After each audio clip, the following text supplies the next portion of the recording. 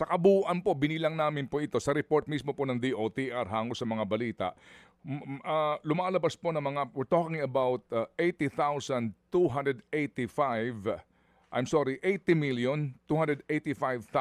na mga operators and drivers, no? Pareho po yung bilang nito. Paano po ito? Paano po ito maaabot sa gaanong kabilis po na pamamaraan? Because may mga question pa rin po sa listahan na may mga hindi nasali at meron pong mga dapat hindi kasali. Tama po, no? So una po, no, yung ginawa po natin ngayon, since yung operators po may master list po kami, no? So madali, at least yun, may bibigay namin kaagad. Pero ang nangyari po kasi, dati-rati kasi operators lang binibigyan. Ngayon po kasama na yung drivers. So ang ginawa namin sa mga operators natin, sabi namin, ibigay nyo na sa amin kung si mga drivers ninyo. So sinosort out na po nila, may mga listahan na kami, hindi pa kompleto. So ibigay nyo rin yung kanilang account details, GCash account, yung mga wala pong kumbaga wala pong mga GCash, Paymaya, sabihin nyo sa amin so that we can allot a special day for an actual cash payout. So yun yung mga ginagawa pamamaraan ngayon, Manong Ted, no? Kailangan namin abutin talaga sila, especially yung mga sinasabi nating individual drivers and operators. Yung talagang kailangan namin talagang tutukan. Kasi yung mga organisado tulad ng mga bus companies na merong operator, meron listahan yan ng kanilang mga drivers kasi basically they are salaried employees.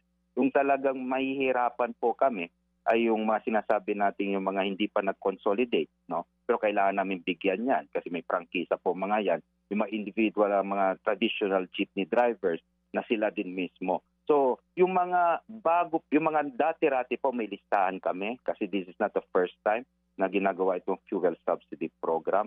Sinabihan po natin ang mga regional directors natin sa LTFRB. Alam nyo naman na yung mga drivers na hindi pa nabibigyan dati or operators o may nakaproblema. So may listahan kayo, you have to update it.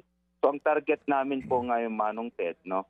So hopefully by, I'm just giving them actually po, Manong Ted, 10 working days to 15 working days na maibigyan. Mas lalo na po dun sa mga jeepney drivers natin, no? Na talagang traditional. Yun yung talagang tututukan namin. Ganun pa man, ang kagandaan dito, kumbaga, Manong Ted, magsisimula din po kasi tayo sa DSWD ng cash relief assistance at bibigyan din yung mga jeepney drivers. So yung listahan, pinagtatrabuhan po namin through LGU, through LTFRB at saka po ng DSWD. Kasi po ang nangyari lang po kahapon based sa mga meetings po namin, may mga jeepney drivers na nawala sa listahan ng LTFRB pero meron sa LGU. So yun yung mga sinosort out namin. So ganun pa man, kung wala kayo, sabi nga namin huwag silang mangamba, in the event na wala kayo sa listahan ng LTFRB, nasa listahan naman kayo ng LGU at tunay kayong mga super, gagawa kami ng kumbaga special payout na araw para mabigyan kayo ng actual cash. Mga kapatid, para sa iba pang mga balita at impormasyon, sundan niyo po kami sa X, Instagram, Facebook at syempre sa TikTok, True Network PH. Mag-subscribe din po kayo sa aming YouTube channel, True Network. May website din po tayo, truenetwork.ph at pwede niyo rin po kaming mapanood sa Channel 19 ng aming True FM TV. Lagi pa rin makinig sa radyo dito po sa 105.9 True FM dahil dito, lagi po sa'yo, kapatid. Ito tayo sa totoo, tunay at tapat.